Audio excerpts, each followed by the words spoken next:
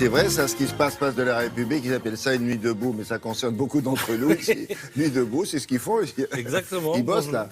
Oui, comme vous et moi passons une partie de la nuit debout, mais au travail, William, on va se pencher sur nos cousins de la place de la République à Paris et de tout un tas d'autres places en province, à propos desquelles la Voix du Nord se demande à la une ce matin s'ils incarnent un nouvel élan citoyen. Alors à propos d'élan, parfois l'élan est tel qu'il vous emporte, parfois l'élan ressemble à une force centrifuge. Prenez Finkielkraut, et il a pris son élan, il est allé place de la République et là, il y a une sorte d'accélérateur d'élan et il est reparti aussi vite qu'il était arrivé. Il y a quelque chose de paradoxal d'ailleurs dans cette affaire. Finkielkraut va aux nouvelles, c'est normal, il veut comprendre, voir de quoi il s'agit. On le jette comme un malpropre, sauf qu'après, il devient le principal sujet de conversation. Hier soir, Finkielkraut était au menu des discussions, nous explique Libération.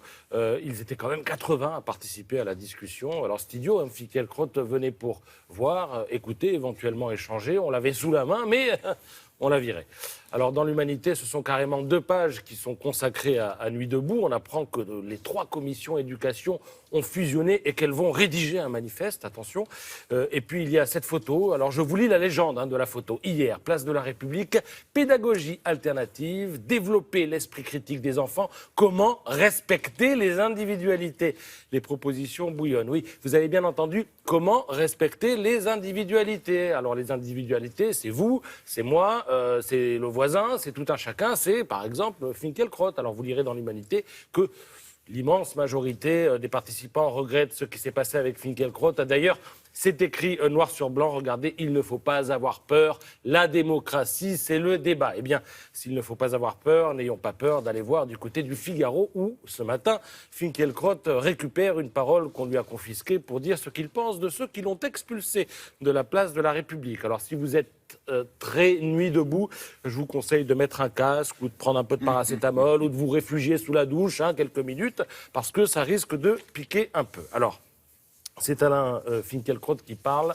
Nuit debout, dit-il, si j'ai bien compris, exprime le besoin d'un monde extérieur au capitalisme où pourrait s'épanouir une véritable communauté humaine. Et comme si le XXe siècle n'avait pas eu lieu, eh bien, l'avant-garde de cette communauté élimine toute pensée divergente. Mais le fait est là, écrit Finkielkraut, on est entre soi à Nuit debout.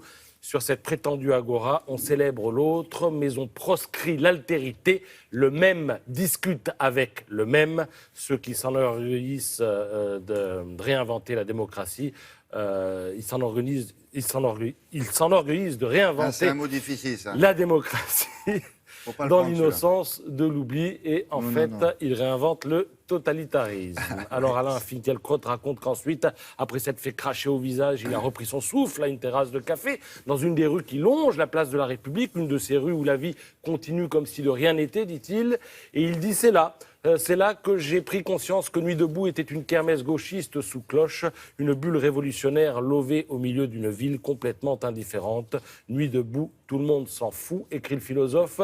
Tout le monde, sauf les médias qui cherchent éperdument dans ce rendez-vous quotidien un renouveau de la politique et lui accorde une importance démesurée. Fin de citation. Voilà, le débat est ouvert.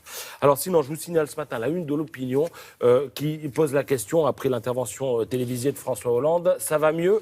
Vraiment. Alors, il y a 20 critères. Vous avez la croissance, ça pourrait être mieux. Création d'emplois, c'est mieux que rien. Coût du travail, c'est mieux. Industrie, c'est mieux que si c'était pire. Pauvreté, c'est pas mieux du tout.